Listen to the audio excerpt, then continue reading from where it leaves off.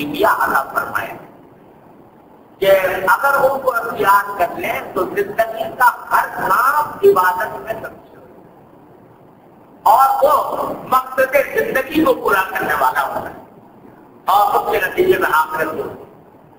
ایک کام ہے کہ جو بھی سرگرمی جو بھی کام کرو، تجارت ہو، زراعت ہو، ملازمت ہو، جو بھی کام کرو حلال طریقے سے کرو جو نبی کریم صلی اللہ علیہ وسلم نے جس کو حلال کرا.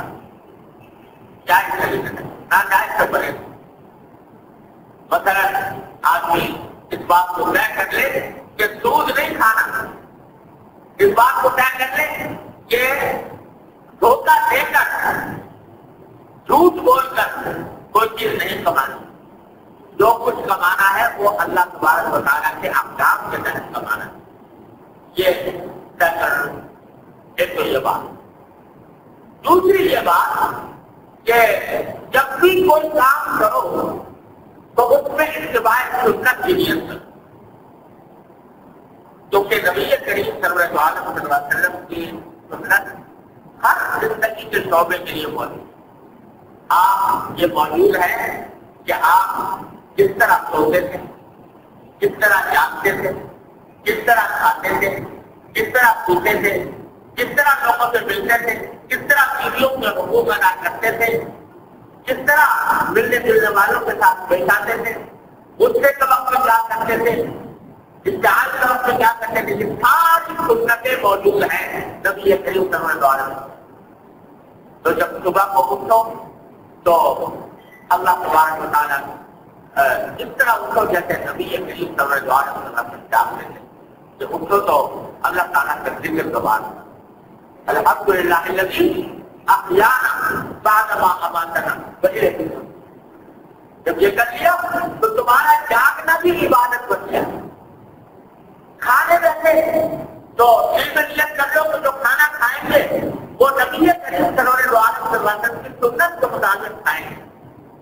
حضور اکرم صلی اللہ علیہ وسلم کی سنت یہ تھی کہ جب کھانا سامنے آتا تو پہلے اللہ تعالیٰ کا شکر ادا کرتے الحمدللہ الذی رزقنی رزقنی من غیر حول لی ولا قوة. کہ اللہ آپ نے یہ عطا فرمایا ہے، میری اتنی طاقت نہیں تھی، آپ نے اپنے فضل و کرم سے عطا فرما دیا، اس کا شکر ادا کیا. تو جب کھانا شروع کیا تو بسم اللہ الرحمن الرحیم پڑھ کر اللہ کا نام لے کر کھانا شروع کیا. جب کھانا کھا چکے تو الحمدللہ الذی اطعمنا وسقانا وجعلنا مسلمین یہ پڑھ لیا. یہ تو آگے اللہ کی شکر ادا کر لیا. تو اب جو کچھ کھایا وہ جو حلال کھانا تھا جب کھایا یہ کھانا بھی عبادت کا لکھا ہے. اللہ تعالیٰ کا یہ بھی اس کے اوپر اجر و ثواب ملے. جب گھر میں داخل ہو تو گھر میں داخل ہوتے وقت دل چاہا کہ میں گھر والوں سے بات کروں، دل چاہ رہا ہے بات کرنے کا، لیکن اس وقت یہ نیت کر لو کہ میں نبی کریم صلی اللہ علیہ وسلم کی سنت کے مطابق یہ عمل کرنا چاہتا ہوں. اپنے گھر والوں سے رسول کریم صلی اللہ علیہ وسلم کی سنت یہ تھی کہ اپنے گھر والوں کے ساتھ کچھ تقریر کی باتیں بھی کرتے تھے، ان کی ریویو بھی کرتے تھے، ان سے ایسی باتیں بھی کرتے تھے کہ جس سے ان کا دل خوش ہو.